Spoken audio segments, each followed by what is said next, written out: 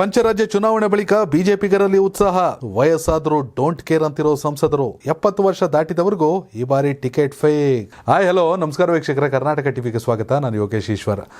ವಿಧಾನಸಭಾ ಚುನಾವಣೆಯ ಸಂದರ್ಭದಲ್ಲಿ ಇದ್ದಂತಹ ಗೊಂದಲ ಲೋಕಸಭಾ ಚುನಾವಣೆ ಸಂದರ್ಭದಲ್ಲಿ ಬಿಜೆಪಿಯ ನಾಯಕರುಗಳಿಗೆ ಇಲ್ಲ.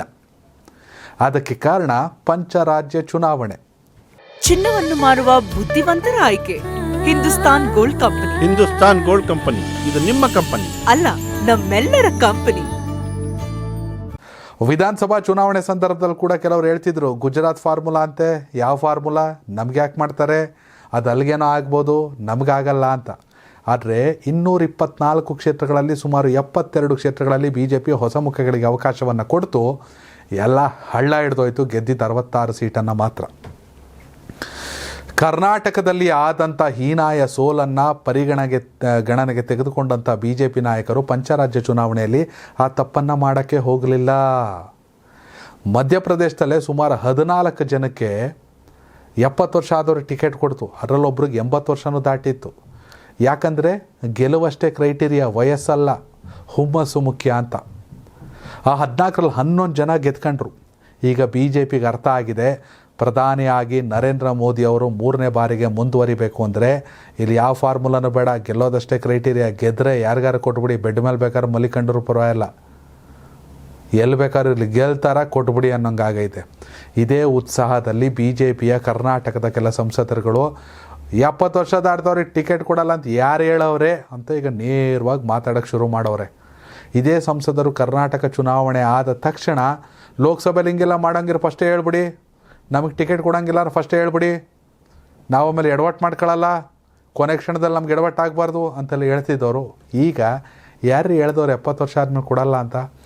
ಎಸ್, ದಾವಣಗೆರೆ ಸಂಸದರಾಗಿರುವಂತಹ GM ಸಿದ್ದೇಶ್ವರ್ ಅವರು, ನನಗೀಗ 70 ವರ್ಷ ದಾಟೈತೆ, 71 ವರ್ಷ, ಮುಂದಿನ ವರ್ಷಕ್ಕೆ 72 ಆಗ್ಬೋದು, ಆದ್ರೆ ನಂಗೆ ಟಿಕೆಟ್ ಕೊಡಲ್ಲ ಅಂತ ಹೇಳಿದವ್ರು ಯಾರು? ಗಟ್ಟಿಮುಟ್ಟಿಯಾಗಿದ್ದೀನಲ್ಲ, ಇನ್ನೂ ಒಂದು ಎಲೆಕ್ಷನ್ ಮಾಡ್ತೀನಿ, ತಪ್ಪೇನು?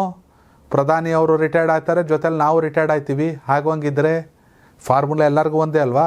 ಪ್ರಧಾನಿಯವ್ರ ಜೊತೆಗೆ ನಾನು ರಿಟೈರ್ಡ್ ಆಯ್ತೀನಿ, ಅವ್ರು ಆಗಲಿಲ್ವ? ಬೇಕಾದ್ರೆ ಇನ್ನೂ ಒಂದು ಟರ್ಮ್ ಇರಲಿ. ಅವರು ದೊಡ್ಡ ಮನುಷ್ಯರು, ಅವರಿದ್ರೆ ನಮ್ಮ ದೇಶಕ್ಕೆ ಒಳ್ಳೆಯದು, ನಮ್ಮ ಪಕ್ಷಕ್ಕೆ ಒಳ್ಳೆಯದು.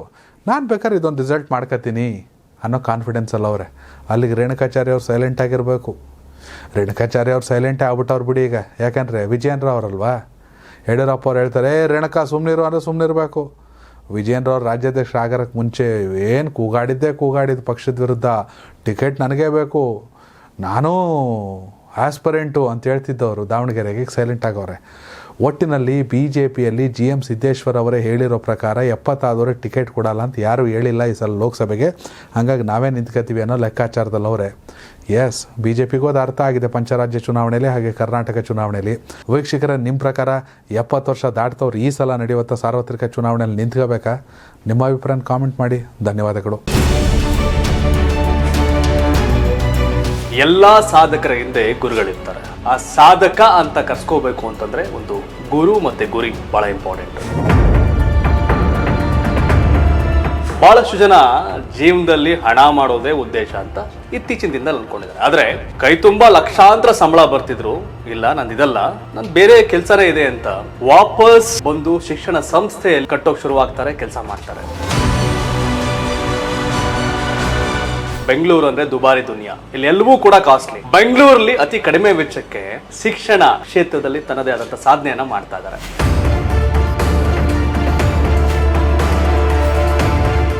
ಬೆಂಗಳೂರಿನ ಈ ಸಾಧಕನ ಬಗ್ಗೆ ನಾನು ನಿಮ್ಮ ಮುಂದೆ ಹೇಳಬೇಕು ಅಂತ ಅನ್ಸುತ್ತೆ. ಯಾಕಂದ್ರೆ ಬಹಳಷ್ಟು ಜನಕ್ಕೆ ದಾರಿ ದೀಪ ಆಗಿದ್ದಾರೆ.